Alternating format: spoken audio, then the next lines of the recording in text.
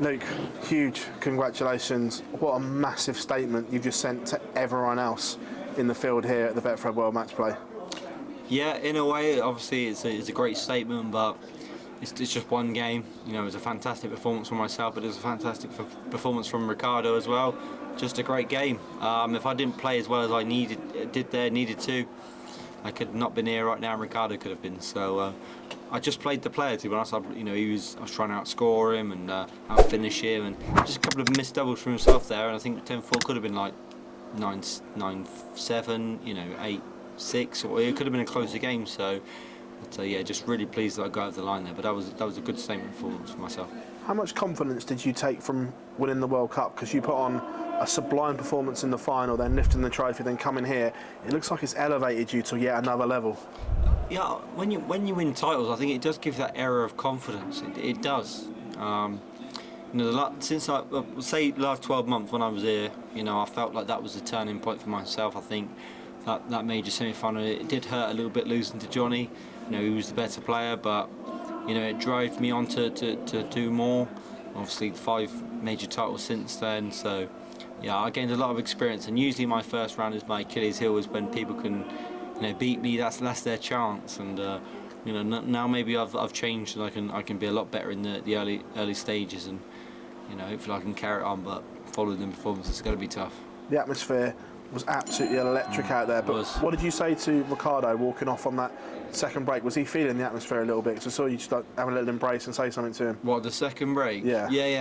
I said great darts, because if he hit that 150, I can't remember if it was 6, I think it would have been 6-4, but I just felt like he was not doing much wrong, and he was kind of unlucky not to be 6-4 down, and it was 7-3. But I think we both embraced, because we was like, this is quite a good game to be honest. He's quite unlucky to not be at sort of level stance or even in front. But he's a very nice guy, Ricardo. He deserves a lot of respect, and maybe he's a bit misread. Some things have happened in the last year that. But he's a great guy, to be honest, and very fantastic player. So it was nice for him to play well. I guess I think he said to me afterwards that was the greatest he's felt on the stage for a long time, and he enjoyed it. But there's a lot more to come from him, I'm sure, in the future. Luke, many congratulations. Thank you. Luke, how different are you as a player now at this year's World Matchplay to what you were last year, 12 months ago? Yeah, I'm a lot different, of course, because the experience of just playing on the big stage so many times, they change you, they elevate you in a way. I think when I was set here 12 months ago, I must have played on the stage Premier Leagues and about 70-80 times. That just helps you, it's experience, and all these different players you play and these different experiences. Being world champion obviously helped me a lot as well. So I'm obviously a changed person from 12 months ago, but usually my first round games are the ones where that's the opportunity to beat me. I'm usually not at my best, but it was nice to put in a great performance in the first round, which I don't usually do. Ricardo was obviously a big part, a part of your story at the World Championships. That was some game, a very different game to up there. It was sort of in your mind that you knew you needed to start better, because that wasn't something that happened in that particular occasion.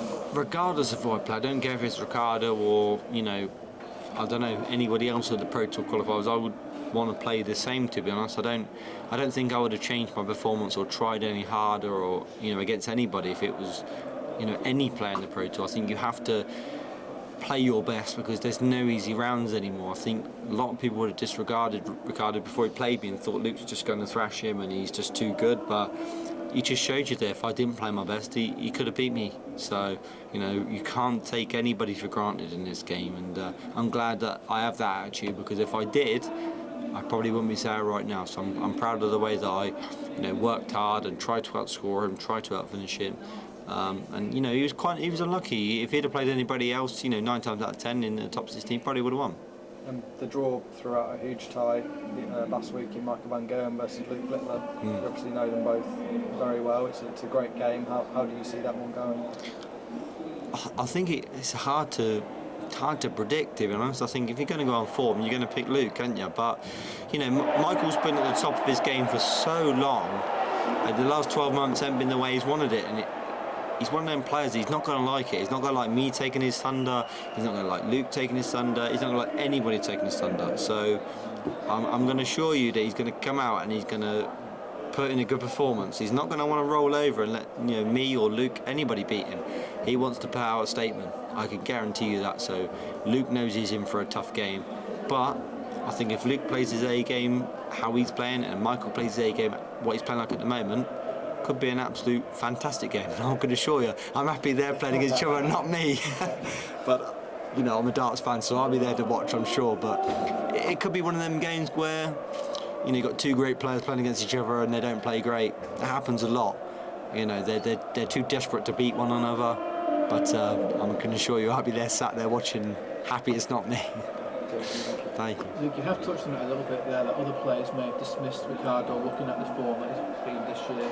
Do you think that's a real advantage to why we don't see early exits from Luke Humphries, just because you do genuinely have that attitude of it doesn't matter who I'm facing, if they can beat me, so I need to play at this level?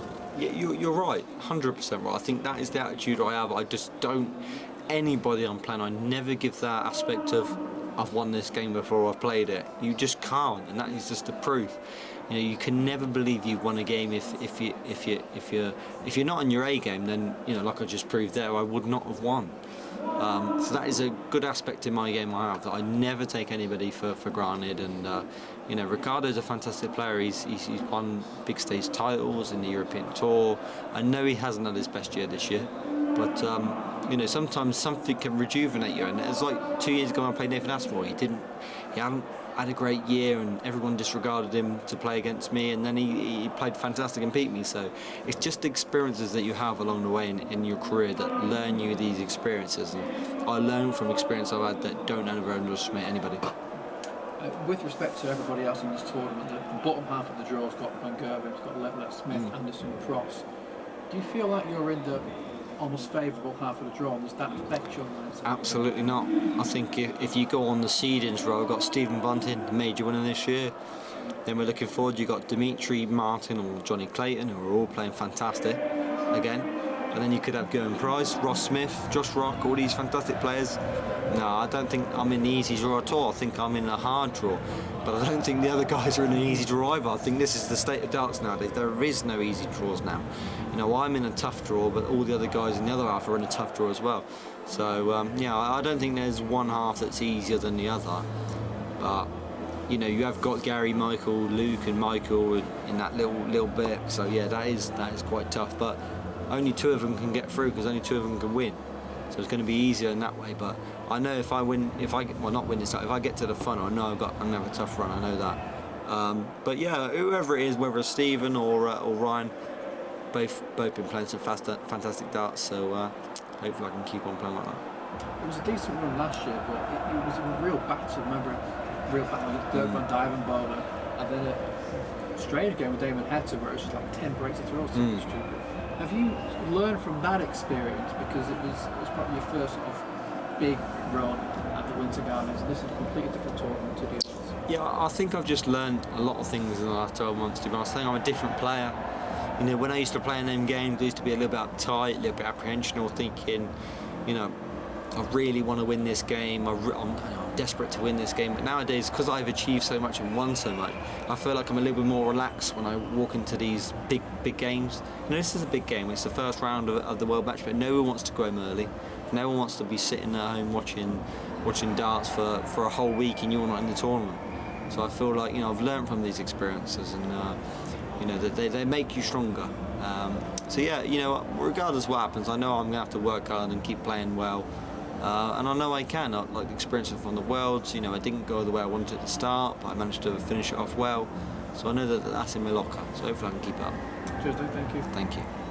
Luke, congratulations on the win. This is your fourth time here. What sort of makes this place unique, and what sort of helps you to build momentum when you get here? I just think it's just an iconic venue. I think every player loves it. The Worlds is obviously always special, and I think that it's a split 50-50. There's a lot of players like the older generation would say this is the best venue.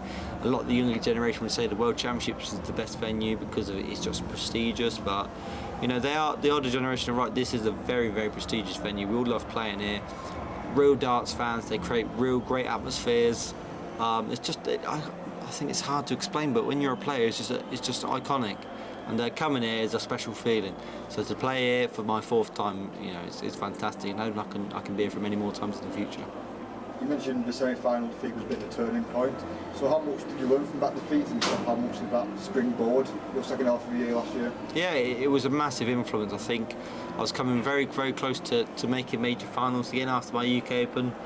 But you know, them European Tour wins I had, obviously given that extra experience, made that semi-final, made another major semi-final at the World Series finals, and you know, that was another disappointing defeat. But when I made that semi-final at the Grand Prix, my third or fourth time on the trot, I was like, you know, this is the time now, and I obviously won that. And when I played Gezi in the final, I thought, you know, this is the biggest chance to change your life, and you know, I did, and I went on then with the confidence and won a lot after that. So yeah, I just think run with the confidence, to be honest. But last year, making the semi-finals has definitely helped. That recent success must be determined to tick another box with here this tournament. Definitely, I think if I did, you know, if I was to win the match play, I'd be gutted I didn't win the Premier League, because you know that would have been a great, massive feat to have done. You know, World Championship, Premier League, and match play. But you know, you can't win everything. There's so many great players in this day and age. So if I can, you know, go and win the match play and win the World Championships in the same year, would be fantastic. But you can't look too far ahead, because I'm going to have to play really good for the next 4 games. So you know, I know what I've got to do, and I know how well I can play. Congratulations, Thank you. Luke, with tonight's performance, obviously he was pushed to a tremendous match against Ricardo. Do you think that's now your line in the sand and a benchmark for the other players, and you're saying, right, this is what I can do, prove me wrong? Yeah, I think I'll put a great benchmark, but if you know anybody else goes and hits 112 average or goes and hits 92, I don't think that discounts them from winning or being the favourite. You know, it's just one game. If I go out there, you know, on Tuesday and hit a 92 average and win, it's the same feat, isn't it? You win. The most important thing is you win. I know a lot of people are going to be thinking the game between Luke Littler and Michael Van Gerwen, you know, that's going to be the stall, whoever plays the best there. But you know, if Luke wins or Michael wins with a 92 average, they won't care, because all that matters is you're in the next round, and it allows you to go and play well again. So I'm really, really proud of the way I played, and obviously I've set out a great marker, but that doesn't mean I'm going to win the tournament. I still have to carry on working hard and playing well to go on and lift the title. And just following on from that, obviously, you know, it was a very entertaining game, but it was done in quick fashion. You know, 20 minutes around there. Did you have your mind thinking, I've got to get home and watch the big match tomorrow? Yeah, I did, but I want to go home and watch the big match in good spirits. I didn't want to go home after losing. So that I must admit, that wasn't the back of my mind. I'm thinking, I don't want to go home out of the World Matchplay watching England in a defeatist mood. So I can go home tomorrow and enjoy myself and watch it, but I'm sure I won't be able to enjoy it because it's going to be a stressful game. That's what England are like, but hopefully they can go on and win it. Great game, great performance. Thanks again. Thank you very much. Thank you.